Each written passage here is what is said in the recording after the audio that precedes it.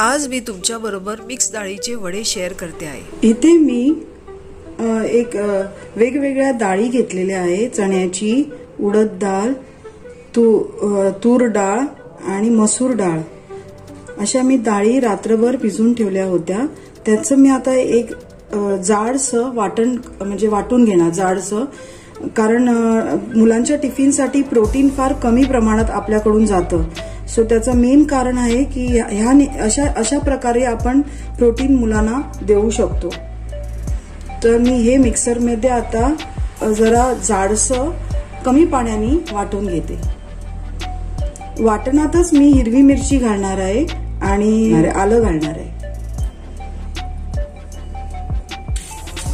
आलं आणि हिरवी मिरची आपल्या चवीनुसार आपण घालू शकतो।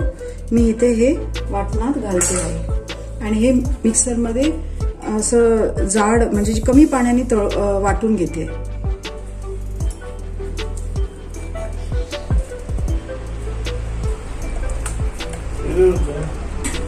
अशा प्रकारे आपण दरदरीत थोडं वाटून घ्यायचं।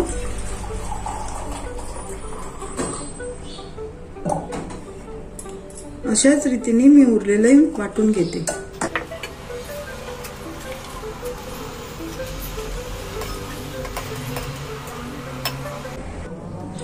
हे असं चांगल्या रीतीने फेटून घ्यायचं। ह्याचं मेन कारण आहे की हवा चांगली त्याच्यात आतमध्ये शिरेल आणि ते सॉफ्ट आणि फ्लफी होईल। अजून मी मीठ घालायचं आहे आणि मी ह्याच्यातच थोडी मेथीची पानं बारीक कापून घालणार आहे। तसंच कढीपत्त्याची पानं बारीक कापून घालणार आहे आणि एक कांदा। अशा रीतीने आपण जरा एक दोन मिनिटं आपण फेटून घ्यायचं।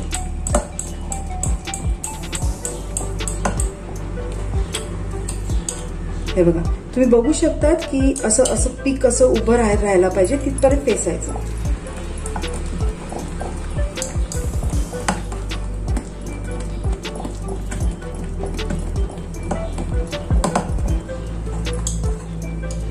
हे बघा, आता तुम्ही बघू शकता, हे बघा हे जरासं असं उभं राहतं म्हणजे हे जरा फ्लफी झालेलं आहे।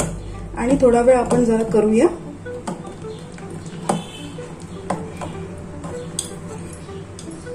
आता मी मेथीची पानं आणि कोथिंबीर जी कापून घेतलेली आहे ती घालत आहे आणि तसंच मी कढीपत्ताही घालते आहे। तसंच मी बारीक चिरलेला कांदा घालते आहे आणि ह्याच्यात मी तसंच हिंगही घालून घेते, जरा पचायला हलकं होणार। तसं बघायला गेलं तर आपण आलं घातलेलं आहे, पण तरी एकेकाना म्हणजे गॅस होऊ शकतो, त्याच्यासाठी मी थोडासा एक अंदाजाने एवढं मी हिंग घालते आणि हे मी चांगलं आता मिक्स करून घेणार।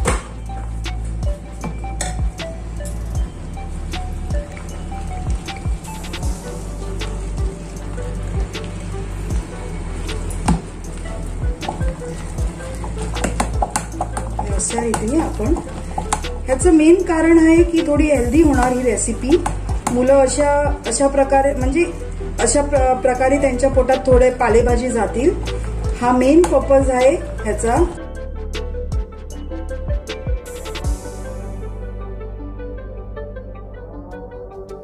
पालेभाजी सहसा मुलं खायला मागत नाही, म्हणून अशा रीतीने आपण त्यांना मिक्स करून पालेभाजी देऊ शकतो। पालकही घालू शकतो जर तर तुमच्याकडे असेल तर, पण मी सध्या माझ्याकडे मेथीची पानं होती ती मी घातली आहे। दुसऱ्या साइडनी मी गॅसवर कढई ठेवते आहे तेल घालून। आता मी मीठ घातलेलं आहे आणि तेही घालून चांगलं फेटून घेते।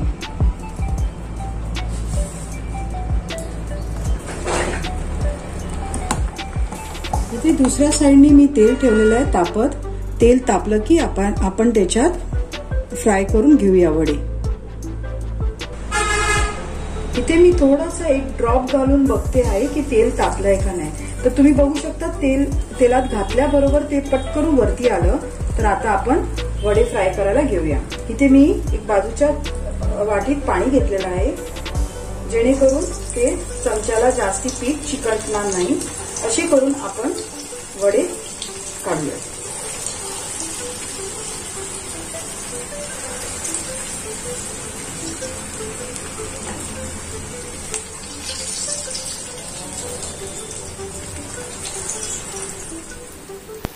फ्रेंड्स, तुम्ही माझी रेसिपी फर्स्ट टाइम बघत असाल तर माझ्या चॅनलला सबस्क्राईब करा, तसंच शेअर करा आणि बेल आयकॉन सुद्धा नक्की वाजवा. तसंच फ्रेंड्स बरोबर नक्की शेअर करा.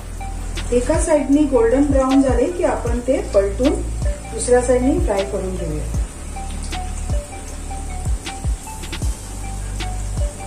अशा रेसिपीज आपण मुद्दाम मुलांच्या टिफिन मध्ये द्याव्या, कारण प्रोटीन आपलं म्हणजे पोटात जाणं फार कमी होतं. कारण बहुतेक टिफिनला आपण एक तर चपाती भाजी वगैरे असं करून देतो, किंवा मसाला भात करतो, किंवा सँडविच वगैरे असं, किंवा पराठे. पण प्रोटीन हे फार म्हणजे मी सुद्धा स्वतः एक आई असल्यामुळे मला माहिती आहे आपण प्रोटीनवर जास्ती फोकस करत नाही. म्हणून मी म्हटलं चला आज मी ही रेसिपी तुमच्याबरोबर शेअर करते, ज्या निमित्ताने आपण मुलांना अशा प्रकारे प्रोटीन सुद्धा देऊ शकतो. आणि वडे केले म्हणजे सगळ्यांनाच आवडतात, म्हणजे मोठ्यांपासून ते लहानांपर्यंत. तर या निमित्ताने एक तर पालेभाजी पोटात जाते आणि प्रोटीन सुद्धा मिळतं.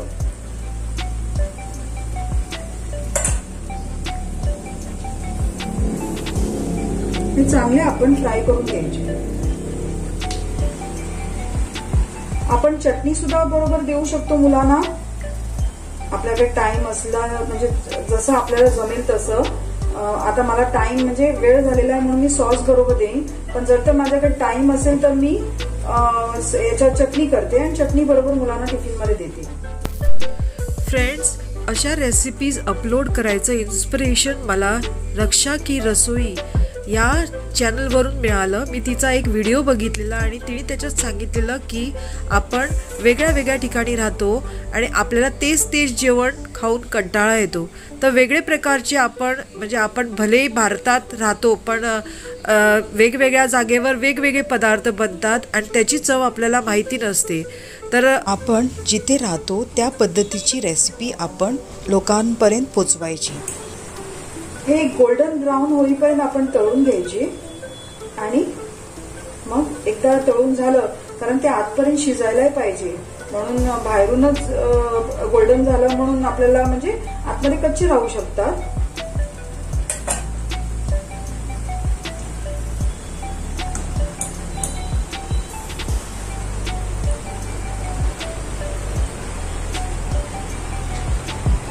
फ्रेंड्स, या चॅनलला नक्की सबस्क्राईब करा आणि बेल आयकॉनही नक्की वाजवा, कारण माझ्या नवीन नवीन रेसिपीज तुमच्यापर्यंत नोटिफिकेशन जाईल.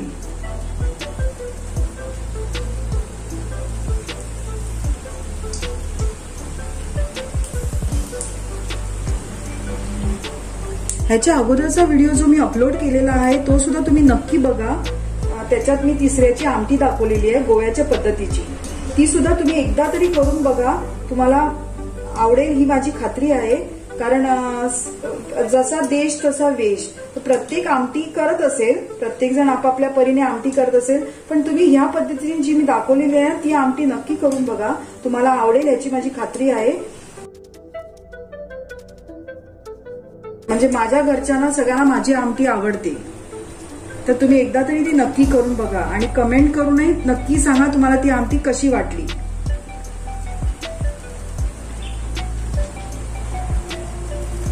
फ्रेंड्स, तुमच्या कमेंट्सची मी आतुरतेने वाट बघते, कारण मी नोट केला आहे जितके मी अपलोड केलेले व्हिडिओज आहेत त्याच्यावर मला कमेंट येत नाही. तर नक्की मला कमेंट करून सांगा की जर तर मी कुठे चुकत असेल तर मी माझं स्वतःचं करेक्शन करू शकते त्या निमित्ताने, किंवा माझं काही तुम्हाला आवडलं असेल किंवा काही तुम्हाला असं म्हणजे असं वाटतं की मी कुठे चुकते, तर तुम्ही नक्की कमेंट करून मला सांगू शकतात. मी माझ्यात सुधारणा करायची प्रयत्न करीन. आता तुम्ही बघू शकता ते गोल्डन ब्राउन झालेले आहे, तर हे आपले आता मी काढून घेते.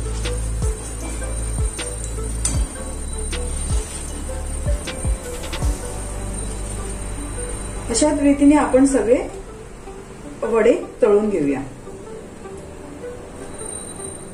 अशा रीतीने मी सगळे वडे फ्राय करून घेते. चला तर आपण आता खायला घेऊया. अशा रीतीने नक्की तुम्ही करून बघा. काहीतरी वेगळी डिश होणार तुमची आणि तुम्हाला आवडेल सुद्धा.